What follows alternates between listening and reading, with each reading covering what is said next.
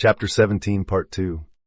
The morning of December 16th brought to the little city of Tuskegee such a crowd as it had never seen before. With the president came Mrs. McKinley and all of the cabinet officers, but one, and most of them brought their wives or some members of their families. Several prominent generals came, including General Shafter and General Joseph Wheeler, who were recently returned from the Spanish-American War. There was also a host of newspaper correspondents. The Alabama legislature was in session in Montgomery at this time. This body passed a resolution to adjourn for the purpose of visiting Tuskegee. Just before the arrival of the president's party, the legislature arrived, headed by the governor and other state officials. The citizens of Tuskegee had decorated the town from the station to the school in a generous manner. In order to economize in the matter of time, we arranged to have the whole school pass in review before the president. Each student carried a stalk of sugar cane with some open bowls of cotton fastened to the end of it. Following the students, the work of all departments of the school passed in review, displayed on floats drawn by horses, mules, and oxen. On these floats we tried to exhibit not only the present work of the school, but to show the contrasts between the old methods of doing things and the new. As an example, we showed the old method of dairying in contrast with the improved methods, the old methods of tilling the soil in contrast with the new, the old methods of cooking and housekeeping in contrast with the new. These floats consumed an hour and a half of time in passing. In his address in our large new chapel, which the students had recently completed, the president said, among other things, to meet you under such pleasant auspices, and to have the opportunity of a personal observation of your work, is indeed most gratifying. The Tuskegee Normal and Industrial Institute is ideal in its conception and has already a large and growing reputation in the country and is not unknown abroad. I congratulate all who are associated in this undertaking for the good work which it is doing in the education of its students to lead lives of honor and usefulness, thus exalting the race for which it was established. Nowhere, I think, could a more delightful location have been chosen for this unique educational experiment, which has attracted the attention and won the support even of conservative philanthropists in all sections of the country. To speak of Tuskegee without paying special tribute to Booker T. Washington's genius and perseverance would be impossible. The inception of this noble enterprise was his, and he deserves high credit for it. His was the enthusiasm and enterprise which made its steady progress possible and established in the institution its present high standard of accomplishment. He has won a worthy reputation as one of the great leaders of his race, widely known and much respected at home and abroad as an accomplished educator, a great orator, and a true philanthropist. The Hon. John D. Long, the Secretary of the Navy, said in part, "I cannot make a speech today. My heart is too full of hope, admiration, and pride for my countrymen of both sections and both colors. I am filled with gratitude and admiration for your work, and from this time forward, I shall have absolute confidence in your progress and in the solution of the problem in which you are engaged. The problem, I say, has been solved. A picture has been presented today which should be put upon canvas with the pictures of Washington and Lincoln and transmitted to future time and generations. A picture which the press of the country should spread broadcast over the land, a most dramatic picture, and that picture is this: the President of the United States standing on this platform, on one side the Governor of Alabama, on the other, completing the Trinity, a representative of a race only a few years ago in bondage, the colored president of the Tuskegee Normal and Industrial Institute. God bless the president under whose majesty such a scene as that is presented to the American people. God bless the state of Alabama, which is showing that it can deal with this problem for itself. God bless the orator, philanthropist, and disciple of the great master, who, if he were on earth, would be doing the same work. Booker T. Washington." Postmaster General Smith closed the address which he made with these words: "We have witnessed many spectacles within the last few days. We have seen the magnificent grandeur and the magnificent achievements of one of the great metropolitan cities of the South. We have seen heroes of the war pass by in procession.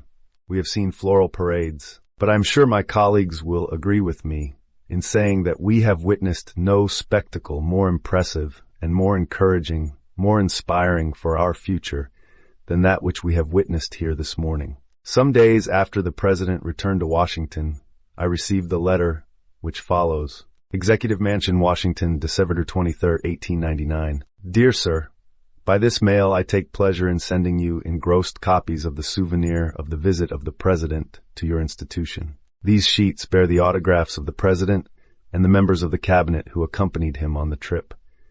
Let me take this opportunity of congratulating you most heartily and sincerely upon the great success of the exercises provided for and entertainment furnished us under your auspices during our visit to Tuskegee.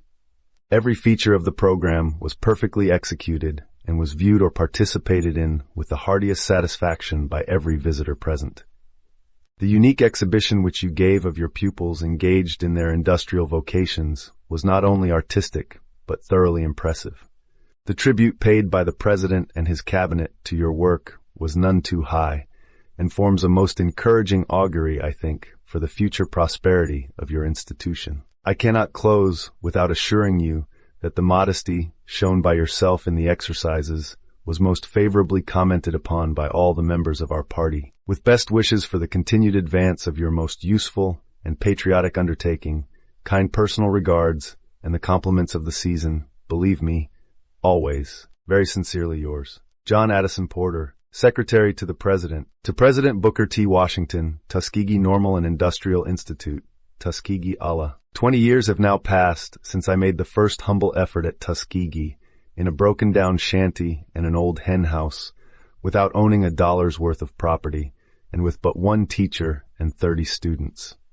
At the present time, the institution owns 2,300 acres of land, 1,000 of which are under cultivation each year entirely by student labor. There are now upon the grounds, counting large and small, 66 buildings, and all except 4 of these have been almost wholly erected by the labor of our students. While the students are at work upon the land and in erecting buildings, they are taught by competent instructors the latest methods of agriculture and the trades connected with building. There are in constant operation at the school, in connection with thorough academic and religious training, 30 industrial departments. All of these teach industries at which our men and women can find immediate employment as soon as they leave the institution. The only difficulty now is that the demand for our graduates from both white and black people in the South is so great that we cannot supply more than 1/2 the persons for whom applications come to us.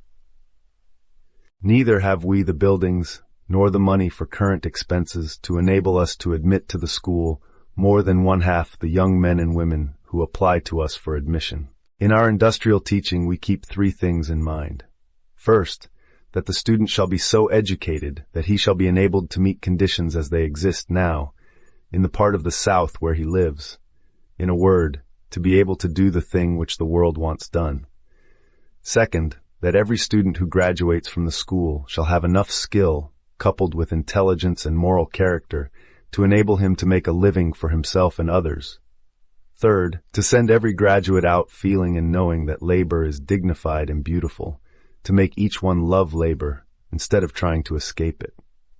In addition to the agricultural training which we give to young men, and the training given to our girls in all the usual domestic employments, we now train a number of girls in agriculture each year.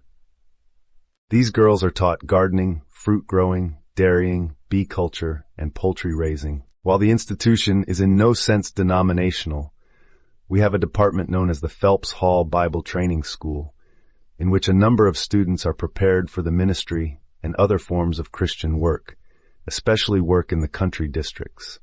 What is equally important, each one of the students works half of each day at some industry in order to get skill and the love of work, so that when he goes out from the institution, he is prepared to set the people with whom he goes to labor a proper example in the matter of industry. The value of our property is now over $700,000. If we add to this our endowment fund, which at present is $1,000, the value of the total property is now $1,700 more. Aside from the need for more buildings and for money for current expenses, the endowment fund should be increased to at least $3,000. The annual current expenses are now about $150,000. The greater part of this I collect each year by going from door to door and from house to house. All of our property is free from mortgage and is deeded to an undenominational board of trustees who have the control of the institution. From 30 students, the number has grown to 1,400, coming from 27 states and territories, from Africa, Cuba, Puerto Rico, Jamaica, and other foreign countries. In our departments, there are 110 officers and instructors, and if we add the families of our instructors, we have a constant population upon our grounds of not far from 1,700 people. I have often been asked how we keep so large a body of people together, and at the same time keep them out of mischief. There are two answers: that the men and women who come to us for an education are in earnest, and that everybody is kept busy. The following outline of our daily work will testify to this. 5 a.m. rising bell, 5:50 a.m. warning breakfast bell, 6 a.m. breakfast bell, 6:20 a.m. breakfast over, 6:20 to 6:50 a.m. rooms are cleaned, 6:50 work bell, 7:30 morning study hours, 8:20 morning school bell, 8:25 inspection of young men's toilet in ranks, 8:40 devotional exercises in chapel, 8:55 5 minutes with the daily news, 9 a.m. class work begins, 12 class work closes, 12:15 p.m. dinner, 1 p.m. work bell, 1:30 p.m. class work begins, 3:30 p.m. class work ends, 5:30 p.m. bell to knock off work, 6 p.m. supper, 7:10 p.m. evening prayers, 7:30 p.m. evening study hours, 8:45 p.m. evening study hour closes, 9:20 p.m. warning, retiring bell, 9:30 p.m. retiring bell. We try to keep constantly in mind the fact that the worth of the school is to be judged by its graduates. Counting those who have finished the full course, together with those who have taken enough training to enable them to do reasonably good work, we can safely say that at least 6,000 men and women from Tuskegee are now at work in different parts of the South. Men and women who, by their own example or by direct efforts, are showing the masses of our race now to improve their material, educational, and moral and religious life. What is equally important, they are exhibiting a degree of common sense and self-control which is causing better relations to exist between the races, and is causing the Southern white man to learn to believe in the value of educating the men and women of my race. Aside from this, there is the influence that is constantly being exerted through the mothers' meeting and the plantation work conducted by Mrs. Washington. Wherever our graduates go, the changes which soon begin to appear in the buying of land, improving homes, saving money, in education, and in high moral characters are remarkable. Whole communities are fast being revolutionized through the instrumentality of these men and women. 10 years ago, I organized at Tuskegee the first Negro Conference. This is an annual gathering which now brings to the school 800 or 900 representative men and women of the race, who come to spend a day in finding out what the actual industrial, mental, and moral conditions of the people are, and in forming plans for improvement.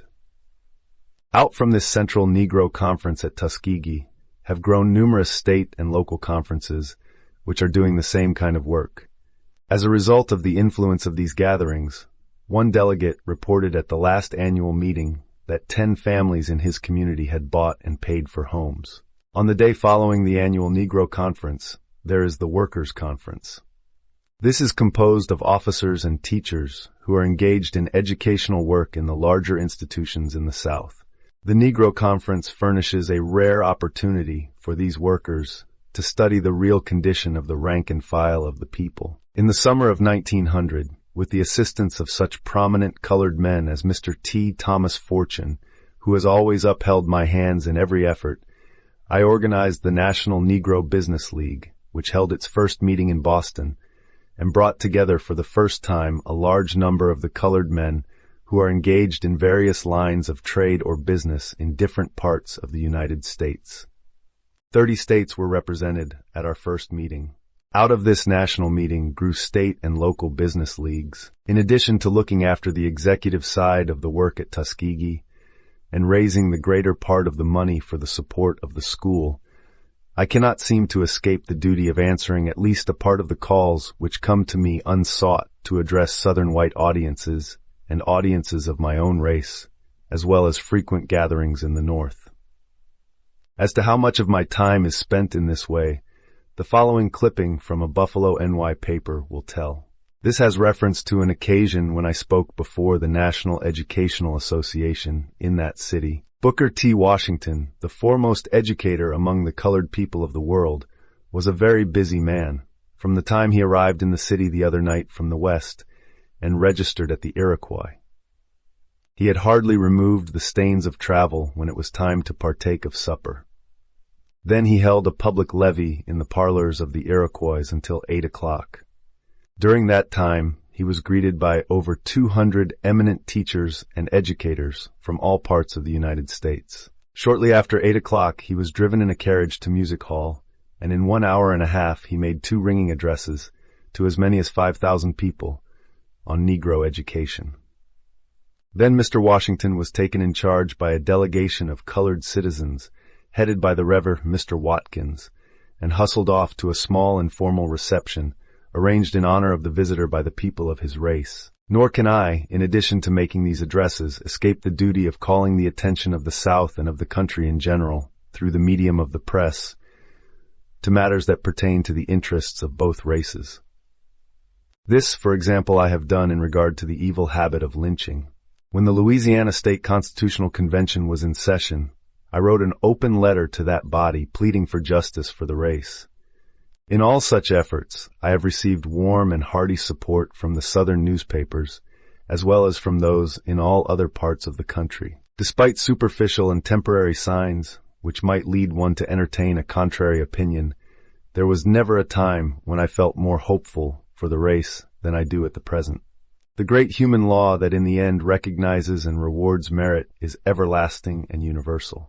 The outside world does not know, neither can it appreciate, the struggle that is constantly going on in the hearts of both the Southern white people and their former slaves to free themselves from racial prejudice. And while both races are thus struggling, they should have the sympathy, the support, and the forbearance of the rest of the world. As I write the closing words of this autobiography, I find myself, not by design, in the city of Richmond, Virginia, the city which only a few decades ago was the capital of the Southern Confederacy, and where, about 25 years ago, because of my poverty, I slept night after night under a sidewalk. This time, I am in Richmond as the guest of the colored people of the city, and came at their request to deliver an address last night to both races in the Academy of Music, the largest and finest audience room in the city. This was the first time that the colored people had ever been permitted to use this hall. The day before I came, the City Council passed a vote to attend the meeting in a body to hear me speak. The state legislature, including the House of Delegates and the Senate, also passed a unanimous vote to attend in a body. In the presence of hundreds of colored people, many distinguished white citizens, the City Council, the state legislature, and state officials, I delivered my message, which was one of hope and cheer. And from the bottom of my heart, I thanked both races for this welcome back to the state that gave me birth. The end.